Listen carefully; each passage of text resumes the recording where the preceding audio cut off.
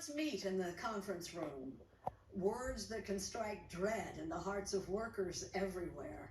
So, are meetings a necessary evil or a waste of time and money? Let's consult with Mo Rocca.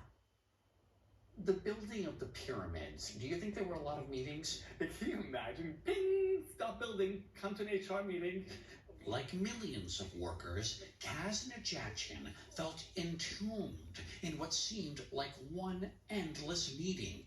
I was spending 9 to 5 in meetings. I was doing my actual work after 5, and that just made me worse at home and made me worse the next day at work. And as chief operating officer at commerce tech giant Shopify, he knew his coders and designers felt the same way.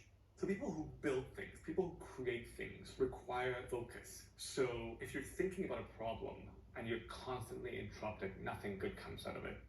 On average, meetings are taking up nearly half of our work week.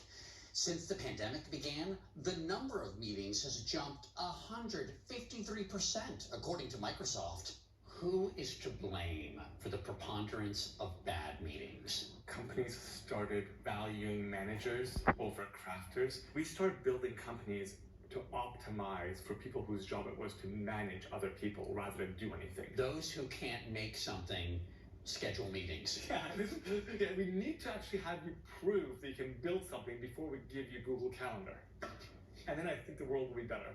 So in January, Shopify imposed a meeting moratorium, deleting almost all meetings with more than 2 people and cautioning employees about setting up new meetings.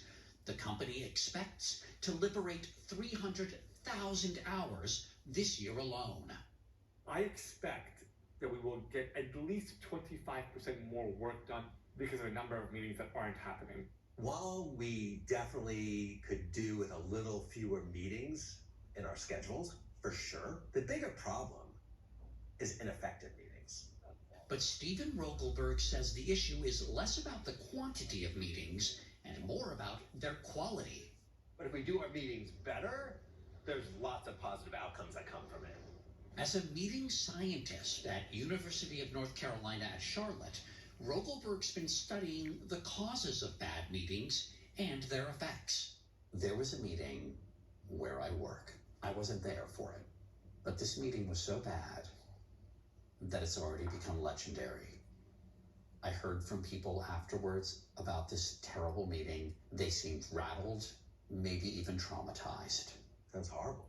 There's something called meeting recovery syndrome. When you have a bad meeting, it sticks with you. It's not good enough to keep it to yourself. You got to tell someone else. I know what you're talking about, right? Like people sort of huddling in the hallways and talking about how horrible it was. I mean, bad meetings, they hurt your productivity, they drain you, they fatigue you. If you're experiencing MRS, it may be due to meeting bloat. That's when more and more people keep getting added to the meeting. Or it could be due to Parkinson's law. Parkinson's law is the idea that work expands to fill whatever time is allotted to it. So if a meeting is scheduled for 1 hour, magically it will take 1 hour. But here's the good news. You can prevent meeting recovery syndrome with these tips from Stephen Rogelberg. First, ask yourself, do you even have to have this meeting? Could it instead be an email?